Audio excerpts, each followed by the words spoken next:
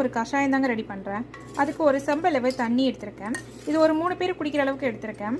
இதில் வந்து கொஞ்சம் 1/4 டீஸ்பூன் மஞ்சள் தூள், ஒரு 10 மிளகு, ஒரு 1/4 டீஸ்பூன் சீரகம், 2 ஏலக்காய், 2 கிராம்பு போட்டுக்கோங்க. ஒரு சின்ன துண்டு இஞ்சியை சின்ன சின்னதாக கட் பண்ணி போட்டுக்கோங்க. ஒரு பெரிய வெத்தலையாக இருந்ததுன்னா 1 நரம்பெல்லாம் எடுத்துட்டு சின்ன சின்னதாக அதையும் கட் பண்ணி போட்டுக்கோங்க. இதை நல்லா கொதிக்கட்டுங்க. அது கூடவே வந்து பார்த்திங்கன்னா என்கிட்ட வந்து துளசி இலை இருக்குது. துளசி இலை வந்து பவுடராக தான் என்கிட்ட இருக்குது. ஸோ அதுவும் நான் ஒரு 1/4 டீஸ்பூன் போட்டிருக்கேன். இதெல்லாம் போட்டு நல்லா கொதிக்கட்டுங்க. நல்லா கொதித்து வந்ததுக்கப்புறம் ஒரு செம்பில் பாதி செம்பாக வந்து நமக்கு நல்லா வத்திரும் இல்லைங்களா. அதுக்கப்புறம் குழந்தைங்களுக்கு காலையிலையும் தூங்க போகிறதுக்கு முன்னாடி கொடுங்க, இல்லைன்னா ஈவினிங் போலேயே கொடுத்துருங்க. இதை கொடுத்துட்டு பார்த்தீங்கன்னா குழந்தைங்களுக்கு நெஞ்சு சளி இருந்ததுன்னா ஈஸியாக வந்து அது இலகி வந்துடுங்க. குழந்தைங்களுக்கு மட்டும் இல்லை, பெரியவங்க நம்மளும் எடுத்துக்கலாம். இந்த வெத்தலை வந்து சுகர் பேஷண்ட்க்கு ரொம்ப நல்லதுங்கிறாங்க.